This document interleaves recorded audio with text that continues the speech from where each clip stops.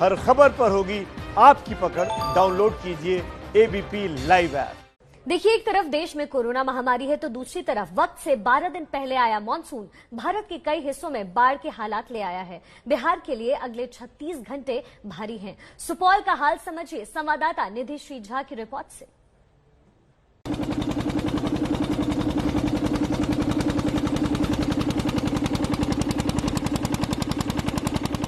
ABP news संवाददाता निधि श्री झा बिहार में बाढ़ के हालात को जानने निकली हैं। बिहार की 3 नदियां कोसी, गंगा और गंडक लगातार हो रही बारिश से उफान पर हैं। इन नदियों के आसपास के इलाके डूबने लगे हैं। नेपाल के भीमनगर बैराज से 1,74,000 क्यूसेक पानी छोड़ा गया है, जिससे कोसी नदी का जलस्तर अचानक से बढ़ गया है। इस वक्त मैं सुपौल जिले में मौजूद हूँ और यहाँ पर कोसी नदी में दरअसल हम एक नाव के सहारे तटबंध के दूसरी तरफ जो गांव है वहां चलकर देखेंगे। लेकिन सबसे पहले आप तस्वीर देखिए किस तरीके से बिल्कुल नदी अपने उफान पर है। अगर मैं आज की आपको जानकारी बताऊं तो नेपाल यहां से तकरीबन 100 किलोमीटर की दूरी पर है और वहां का भीमनगर बैराज जहां से 1,74,000 क्यूसेक पानी अब से कुछ ही देर पहले छोड़ा गया है। और चूंकि नेपाल का मौसम इन आसपास के इलाकों के लिए इसलिए मायने रखता है क्योंकि नेपाल में अगर ज्यादा बारिश होती है तो कहीं न कहीं बाढ़ का जो खतरा है वो इन इलाकों के लिए 2 गुना बढ़ जाता है।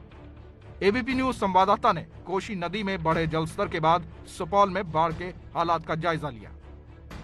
कोसी नदी का जो उफान है, कोसी नदी का जो कहर है, उससे आसपास के जिले के जो लोग हैं वो वाकिफ हैं। जिस तरीके से कोसी जब भी उफान पर होती है तो कई, मैं कहूंगी सैकड़ों घर लील जाती है और ऐसे में इस बार भी एक बार फिर से बाढ़ का खतरा मंडराने लगा है।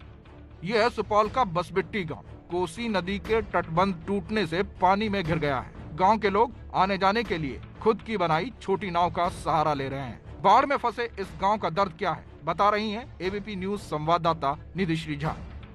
मेरे पीछे ग्रामीण भी हैं और पीछे जो पानी है वो भी मैं आपको दिखाऊं। दरअसल जो तटबंध है वो यहाँ से करीब 4 किलोमीटर की दूरी पर है और पूरी तरह कट चुका है। यानी कि आप ऐसे समझिए कि इस गांव के जो लोग हैं, जहां पर मैं नाव से पहुंची हूं और आपको तस्वीरें सबसे पहले मैं दिखाऊं। पीछे की तरफ जो तस्वीर देख रहे हैं, दरअसल कोसी जो है वो बिल्कुल उफान पर है और यानी कि इस गांव के लोग, इस टोला के जो लोग हैं वो बिल्कुल टापू में रहते हैं। लोगों के लिए डर 2 गुना इस बार इसलिए है क्योंकि पिछले साल जब बाढ़ आई तो यहाँ पर करीब 105 घर थे जो पूरे के पूरे सभी के सभी बह गए, जमींदोज हो गए। एक बार फिर जब बाढ़ खत्म हुआ, जब बाढ़ खत्म हो गई, उसके बाद तमाम लोग जो यहाँ पर जिनका घर था, जिनको कोई पैसे नहीं मिले सरकार की तरफ से, इनकी शिकायत है, इनका आरोप है, एक बार फिर इन लोगों ने यहीं पर घर बना लिया।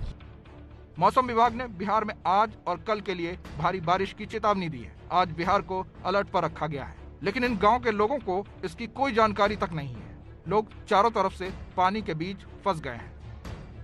आपका क्या नाम है दादा, और क्या आपको जानकारी मिली है कि आपका घर या ये सब इलाका जो है ये खतरा वाला है, यहाँ से दूसरी जगह क्यों नहीं जा सकते? हम लोग को कोई सूचना नहीं मिला है। क्या नाम है आपका? मेरा नाम राजेंद्र यादव। कोई सूचना नहीं मिली? कोई सूचना अभी तक पदाधिकारी नहीं दी हम लोग को। कैसे रहते हैं हम लोग? तो बहुत दिक्कत में है, यहाँ पर तो बहुत परेशानी है। बाढ़ आ जाता है, बिना सूचना का ही पानी सरकार ने खोल देता है। हम लोग को कोई यहाँ राहत या कोई नाव का व्यवस्था नहीं। अपना छोटा छोटा नाव बना करके हम लोग रखते हैं। ये पूरे गांव में एक ही सरकारी नाव दी है। कोरोना संकट के साथ बाढ़ की आफत, क्या इस गांव के लोगों के पास इससे बचने का कोई विकल्प है? बता रहे हैं गांव के लोग।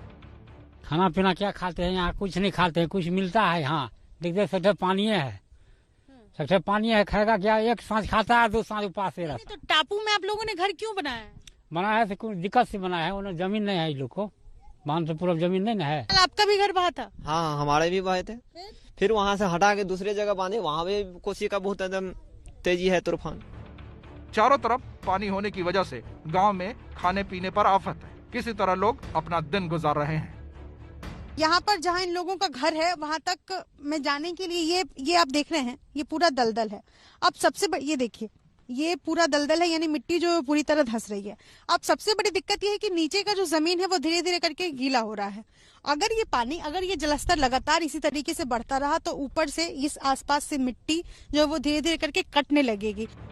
न सिर्फ सुपौल, पूरे बिहार को आज बेहद सतर्क रहने की जरूरत है। बिहार में आज और कल के लिए भारी बारिश की चेतावनी दी गई है। बिहार की राजधानी पटना में भी भारी बारिश हो सकती है। देखिए, बिहार में एक तरफ बाढ़ का खतरा है तो दूसरी तरफ भारी बारिश का अलर्ट है। बिहार के अररिया में बारिश हुई तो मजबूत सड़क के सरकार ने दावे के सारे पोल खोल दिए और सरकार अब सवालों के घेरे में आ गया है। सड़क के ऊपर से बहता पानी और बीचों बीच फंसा ट्रक। बिहार में भारी बारिश आई और बिहार के विकास के दावे सड़क पर बहने लगे। बिहार के अररिया जिले में भारी बारिश के बाद सड़कों के ऊपर से पानी बहने लगा, जिससे भंगिया डायवर्जन पर पानी के तेज बहाव की वजह से गड्ढा बन गया और इस गड्ढे में ट्रक फंस गया।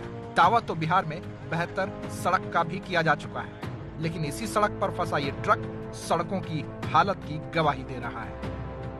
2017 की बाढ़ में Araria Siliguri national highway 327E पर बना पुल टूट गया था, जिसके बाद यही भंगिया डायवर्जन ही लोगों के आने जाने का रास्ता था। इस साल ये भंगिया डायवर्जन भी टूट गया है। पानी डायवर्जन पर चढ़ चुका है और आने जाने में बहुत यहाँ के जनता को बहुत तकलीफ है और जो मैं बता नहीं सकता हूँ, लेकिन है कि 2017 के बार में ही ये पुल जो दुरुस्त हुई थी, लेकिन अब तक न तो पुल का कोई काम चला है। जब बरसात शुरू होती है तभी काम चालू हो जाता है यहाँ पे। लोगों को डर है कि इसी तरह बारिश होती रही और पानी का जल स्तर बढ़ता रहा तो कई इलाकों का संपर्क जिला मुख्यालय से टूट जाएगा। पड़ोसी जिले किशनगंज और बंगाल जाने का रास्ता बंद हो जाएगा।